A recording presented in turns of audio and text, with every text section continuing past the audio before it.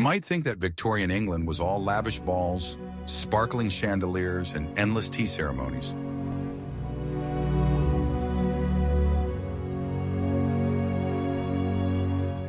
But what if I told you that many of these houses were ice boxes where people went to bed wearing gloves and woke up to scrape frost patterns off the windows from inside the room? The cold spared neither the back alleys of Whitechapel nor the grand halls of Kensington mansions. The poor huddled around the fireplaces of public buildings, while the servants of the rich fell asleep in rooms where the water in the jugs froze over. Winter turned the city into a silent theater of survival, and everyone had their own tactics. From bricks heated in the hearth to woolen curtains over the doors. This is a story about how people learned to live with the cold that constantly crept into their homes through the cracks in the doors. Watch the video to the end to find out how frost dictated the rules in Victorian homes and why even wealth often did not save people from the icy walls. Are you ready for the shocking truth?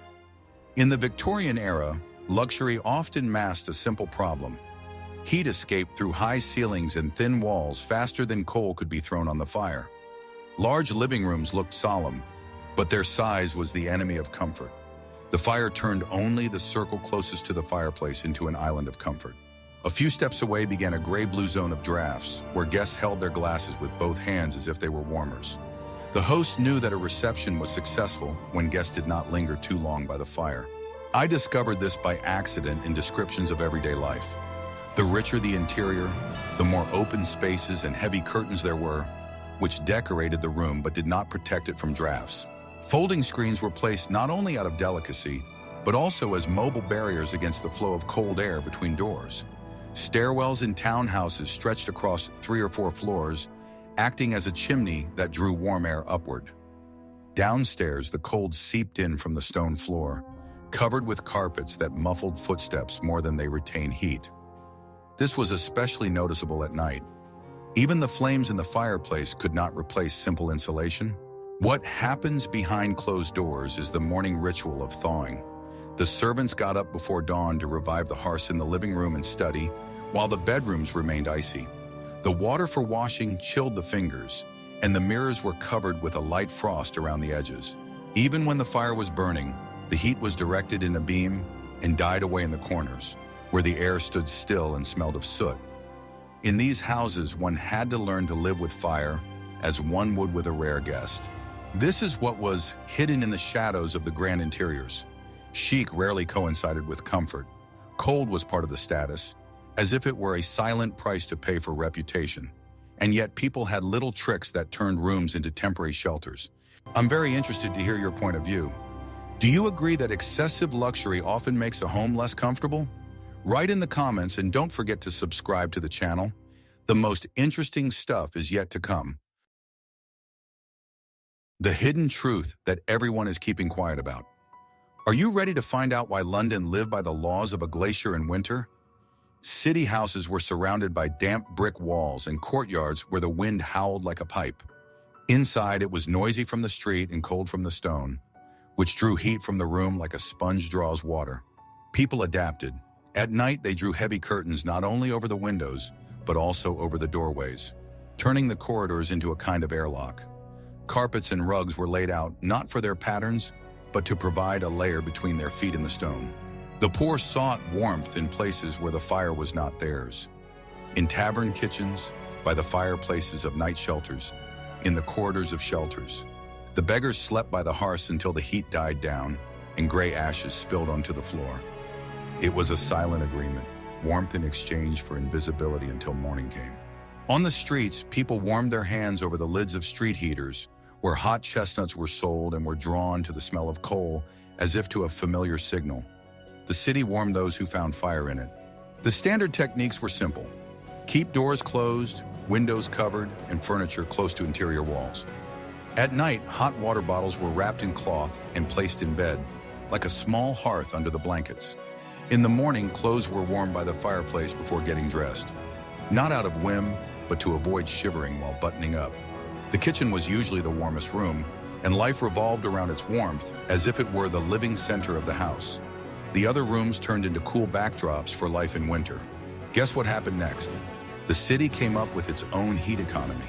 People chose routes through streets with bakeries and shops where the ovens breathed through the doors, and the owners did not chase them away to warm up for even a minute. Evening visits lingered by the fireplace, not because of good conversation, but because no one wanted to go out into the icy stairwell. Tell me, what heat-saving techniques do you think are the most reasonable today? And yes, in the next chapter, you will learn about the unusual tricks used in bedrooms, where the windows were covered with frost on the inside. I'll tell you what we found in the old archives. At night, the windows were so cold that people kept rolled up fabrics on the windowsills, pressing them against the frame like a seal. Heavy blankets were placed on the beds, sometimes literally weights made of several layers of wool. People slept in hats and scarves, considering them as much a part of their nighttime attire as sheets. And if anyone laughed at this during the day, they stopped laughing at night. The secret, passed down from generation to generation, was a brick from the hearth, wrapped in cloth and placed at the feet. It gave off heat slowly and steadily, like clockwork, and by morning it was barely warm, but it did the main thing. It helped you fall asleep. The morning cold was like a test. The water for washing could freeze, and then they breathed it in, as if tuning an instrument, so as not to shiver too sharply. Thick curtains over the bed created a dome in which it became quieter and warmer. These fabrics were not decoration, but a useful wall. The room was heated, but the fire was left only in rooms where it could be watched. Bedrooms were deliberately kept cool, as cold was considered beneficial for sleep and air quality. This gave rise to the habit of quickly covering oneself with layers, not wasting heat, and not trusting fire without supervision. Heat had to be controlled, not random. Nothing was random here. Every movement had a temperature and a time limit. Some wrapped hot water bottles in wool, others put heated dishes in bed, pushed up to the fireplace grate. Someone placed a folding screen at the head of the bed to block the flow of air from the crack under the door. In the morning, they would wipe the fogged-up glass as usual, leaving a clean circle on it like a sundial. Thus, the cold became part of the routine rather than a natural disaster. This is what happens behind closed doors. The hosts and guests gathered closer to the fire, while the servants remained in the doorway, catching rare waves of warmth on their way. In taverns, stokers and coal sellers sat on the edge of the bench to warm their fingers a little before going back outside. In night shelters and hostels, the fire was shared in silence. Those who arrived earlier got to warm themselves more, and everyone understood that you always pay for warmth with time, work, or silence.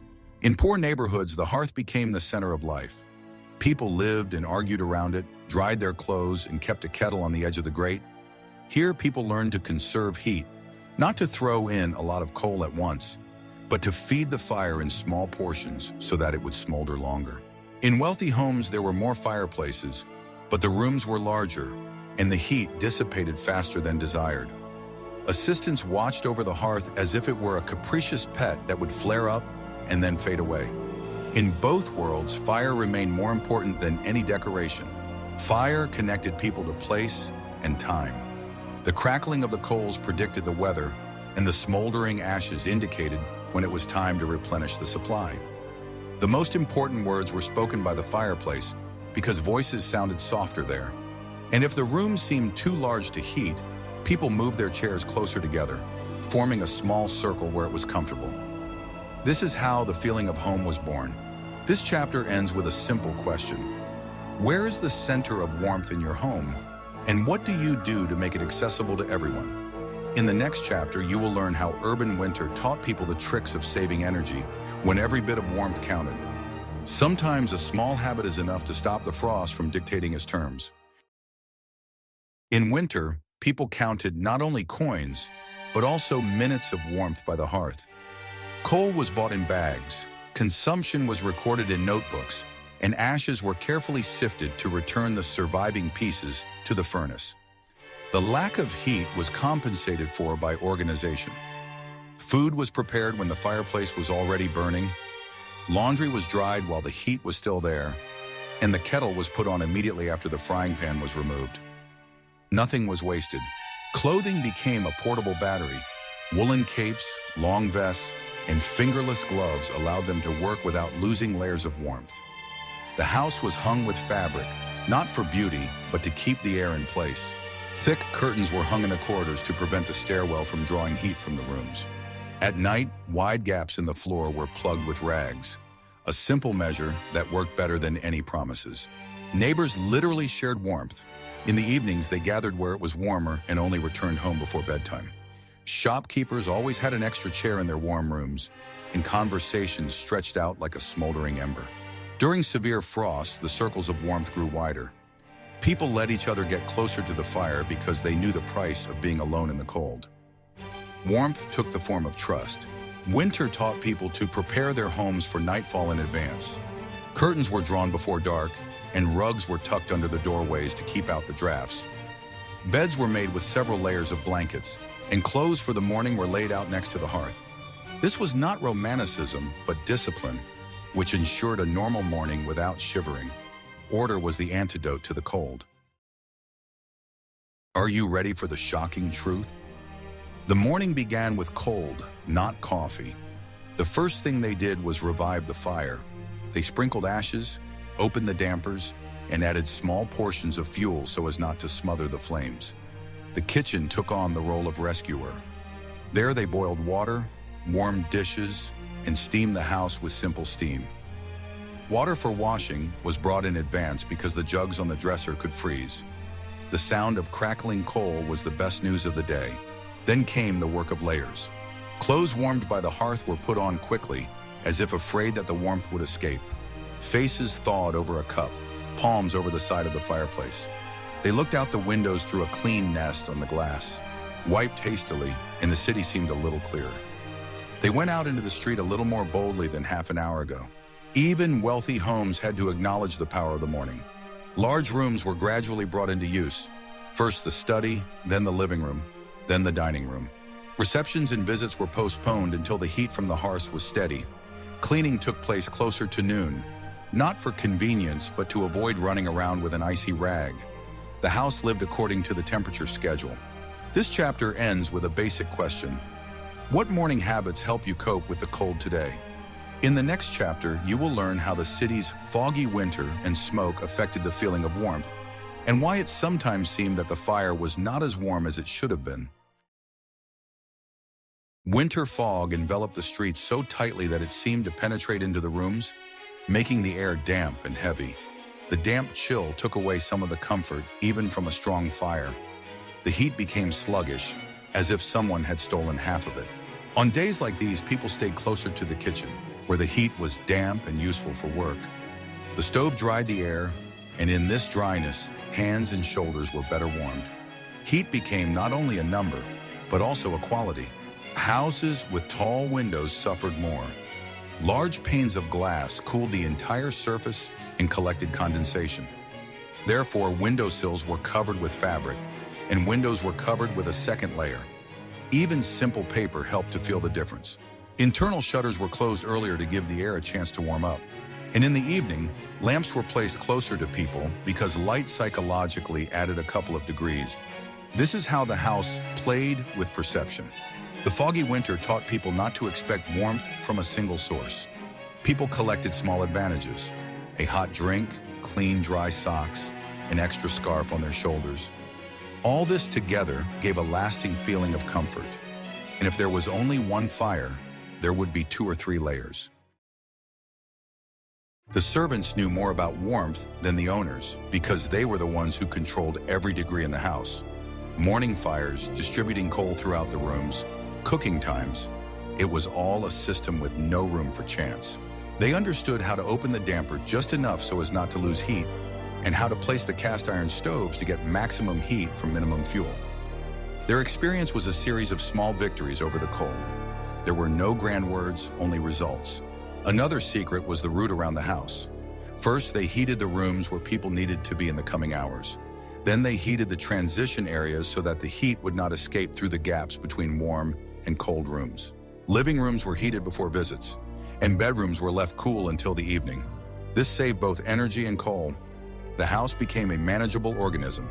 The servants' clothing was practical, several layers that could be quickly removed so as not to overheat by the fire and put back on in the cold hallway. Fingerless gloves allowed them to work with hot objects without losing heat. In the evening, the same people stacked the coals so that there would be something to revive in the morning. Their knowledge kept the house warm, even when the frost intensified. The city offered its own islands of warmth: bakeries, taverns, tea rooms, and community kitchens. They were scattered throughout the streets like embers under the snow, dim on the outside but bright on the inside. The smell of bread, steam, smoke, and conversation wafted from the half-open doors. People went there not only for food, they went there for a moment of warmth, for a little respite between the cold of the street and the darkness of home. You could warm yourself with a mug, your breath, someone else's voice. Time stood still in these places. No one was in a hurry there, and even strangers spoke more softly. The warmth in the bakery was alive. It came from the brick ovens, from the hands kneading the dough, from the steam curling above the baking trays. People stood at the counter longer than necessary just to soak up the heat. Taverns and tea rooms lived by their own light. Kerosene lamps reflected in wet windows, steam rose from cups, and wooden walls smelled of bread, smoke, and people. There people shared the latest news, argued about prices, and exchanged stories. Conversation became fuel, like wood in a hearth. It restored energy and made the blood flow faster again. These places were more than just points of trade or rest. They were nodes in the city's heating network, created not by engineers, but by people. No one called it charity. It was a common habit of sharing warmth, a custom that required no words. The baker could let a poor man stand by the oven. The innkeeper could pour boiling water into a stranger's mug. The janitor could let a frozen passerby into the lobby. No one expected gratitude. It was an unspoken rule. If you have a fire, share the flame. And that is what saved people when winter became merciless. Winter markets were kept warm by stoves and fires lit in barrels and courtyards. Merchants knew where to place their stalls so that the wind would not blow away the heat, where the walls still retained the heat of the sun. Some people heated iron stoves with coals. Others placed bowls of hot water to warm their hands. People moved slowly, cautiously, stopping where they smelled baked goods, where roasted chestnuts sizzled, where the air vibrated with the breath of the crowd. The market became a temporary hub, lively and boisterous. The cold did not disappear, but it receded a little. Laughter, voices, steam from people's mouths, all this mixed with the smoke from the fires. No one talked about the warmth, but everyone felt it, under their feet, in their palms, in the rhythm of their breathing. The seller, the buyer, the boy with a bucket of coal, the old woman with a basket, they were all part of a single chain where the fire passed from person to person. The city changed in the frost. Its street logic became thermal. Stone walls, usually indifferent, now played a role. They reflected the heat of the fires, protected from the wind, created pockets of air where one could catch one's breath. Even the shadows became softer. Those who sought not solitude but peace hid in them. In winter, the city spoke a different language, the language of breath, steam, and light. When the frost intensified, city institutions also changed. Libraries, parishes, reading rooms, and night shelters opened their doors longer. They didn't ask unnecessary questions. You could go in, take off your gloves, hold your palms over the grate, and sit until the blood returned. In some buildings, there weren't even any signs. People just knew where to go, from experience, from hearsay, from habit. These weren't shelters, but rescue stations without fancy names. Sometimes the warmth was shared by a guard who left the door ajar, sometimes by a woman who handed a mug of tea through the kitchen window. It wasn't called kindness because it was part of the city's breath. In harsh times, the fire belonged to no one. It passed from the stove to the hands, from the hands to the hearts. And therein lay the main miracle of the winter city. It knew how to produce warmth from communication. People warmed each other with words, laughter, and their presence. And even on the coldest night, when horses steamed in the streets and ice rang under boots, a steady human light burned in the windows of these tea rooms, kitchens, and reading rooms. It spoke without words. People live here. They have not given up here. They continue to breathe together here. Money helped to buy coal and hang heavy curtains, but it did not abolish the laws of heat. Even the most expensive houses suffered from the same leaks as modest apartments. There were gaps between the bricks, the wind blew under the doors, and the pipes hummed when the barometer dropped outside. Coal could be piled into the fireplace to the brim, but if the shutters were not closed in time, the heat escaped like water through sand. Without order, the flame worked in vain. It heated the air, which immediately disappeared through the loose frames. The rooms cooled quickly, and despite the silk and velvet, people shivered by their fireplaces, rubbing their hands and wrapping themselves in shawls. The secret was in the rhythm, not in wealth, not in the amount of fuel, but in the sequence of movements. Shutters closed at 5 in the evening, dishes warmed up before dinner, beds made correctly with heated sheets. All this made up the mechanics of warmth in the home. In it, every gesture mattered, like a detail in a clock. A door closed a little earlier could retain an hour of warmth. A blanket shaken out by the fireplace would retain it for another half day. People knew that warmth was not a gift, but the result of discipline. This invisible system was simply called order. In reality, it was a whole architecture of habits built around fire, and it warmed no worse than brick. The poor learned to economize out of necessity, the rich out of observation. Every home found its own way to survive the cold. Working-class families covered their attics with old paper, hung burlap on their doors, and placed bricks taken from the stove under their feet. Housewives knew how to arrange the dishes so that every plate and every teapot helped to retain heat. In wealthy homes, the same methods took a different form. Thick velvet curtains, screens in front of fireplaces, double windows, and hot water bottles wrapped in towels. But the essence was the same, to prevent heat from escaping unnecessarily. Gradually, all these little things merged into a system. Coal ceased to be just a commodity. It became time, measured by heat. How many minutes does one log burn? How many hours does a brick taken out of the stove hold heat? The hostess knew this as well as a shopkeeper knows the price of sugar. Every step was thought out. Warming the bed meant saving half an hour of fuel in the morning. Closing the shutters before sunset meant not losing a single spark of the night's heat. The house lived by an internal calendar where every minute of warmth was important. Every little trick, from the screen at the door to the blanket folded by the fireplace, added a drop of comfort to the overall pot. Even a simple hot water bottle could warm not only the bed, but also the mood. Heat ceased to be a thing. It became knowledge. People passed on this knowledge like recipes. How to heat an iron properly so that it would retain heat longer. How to dry coal by the hearth so that it would burn brighter. How to arrange furniture so that the air would move more slowly. All this gave rise to a culture of home warmth, created not by engineers but by hand. The Victorian winter was not a romantic illusion. It did not sparkle with frost on the windows. As in Christmas cards, it smelled of coal, soot, damp wool, and slowly cooling tea. It demanded humility and precision, but at the same time, it was not a death sentence. People responded to it with discipline, mutual assistance, and ingenuity. Neighbors shared fuel, servants knew how to light the fireplace properly so that smoke did not fill the room, and children helped their mothers keep the fire going while they sewed by the window.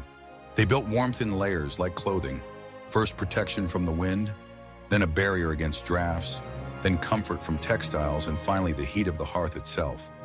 This multi-layered principle worked everywhere, from palaces to workers' houses, and it was this principle that transformed cold rooms into habitable spaces. There was no magic or miracle involved, only human order, reinforced by patience. In the mornings, when frost bloomed on the windows, there was no fear in these houses. The cold was not seen as an enemy, but as a condition that could be negotiated.